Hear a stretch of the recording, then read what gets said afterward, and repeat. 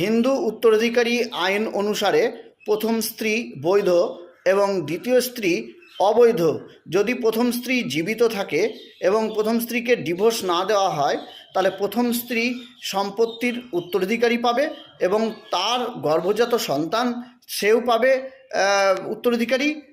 আর দ্বিতীয় স্ত্রীর যারা সন্তান রয়েছে, গর্ভজাত সন্তান, তারা কিন্তু অবশ্যই উত্তরাধিকারী, কিন্তু দ্বিতীয় স্ত্রী উত্তরাধিকারীর মধ্যে পড়বে না। এটা হিন্দু যে উত্তরাধিকারী আইন রয়েছে সেখানে স্পষ্ট উল্লেখ রয়েছে। আর তাছাড়া আরেকটা জিনিস আপনাদেরকে বলে দিই, সেটা হলো প্রথম স্ত্রী জীবিত থাকাকালীন দ্বিতীয় বিয়ে করা যায় না, এবং সেটা যদি কেউ করে তাহলে সেটা অবৈধ।